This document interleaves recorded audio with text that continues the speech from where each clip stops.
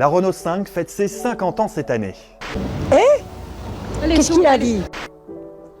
La Renault 5, une voiture mythique. Retour en janvier 1972, la petite citadine est présentée en grande pompe sur les plages de Quiberon en Bretagne. La Renault 5 est une voiture compacte, longue de 3,50 m, proposée en 2 portes. Des coloris pop, une bouille sympa, un coffre généreux, une banquette arrière rabattable, la R5 est une petite révolution à l'époque.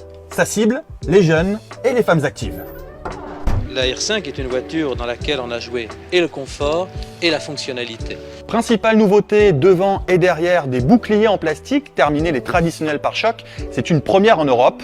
Et pour les amateurs de grand luxe, la R5 disposait de ces options.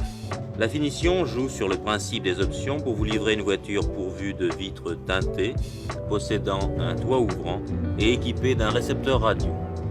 Autre atout, son autonomie, non négligeable pour une petite citadine qui concurrence les routières.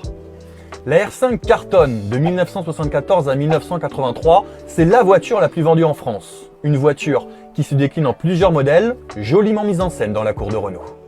Après la 5L, la 5TL, la 5TS et la 5 GTL, voici la Renault 5 Alpine. Tenez, la Renault 5 Alpine, sortie en 1976, c'est une sportive, une pointe à 175 km/h. À l'époque, la vitesse, c'est l'un des principaux arguments de vente. Une voiture qui cherche à séduire les vrais sportifs et puis aussi les amateurs d'accélération aisée qui jusqu'à présent avaient fixé leur choix sur des modèles étrangers. L'Alpine va collectionner les victoires en rallye, tout comme un autre modèle, la Renault 5 Turbo, une version plus bodybuildée, plus rapide aussi, une pointe à 210 km/h.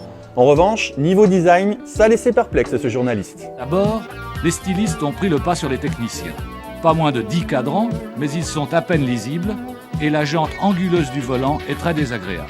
Après la R5, l'Alpine et la Turbo, d'autres modèles suivront. Un bricoleur ira même jusqu'à lui coller 6 roues. Et en 1984, c'est terminé pour la Renault 5, la production s'arrête. Elle est remplacée par une nouvelle voiture, la Super 5.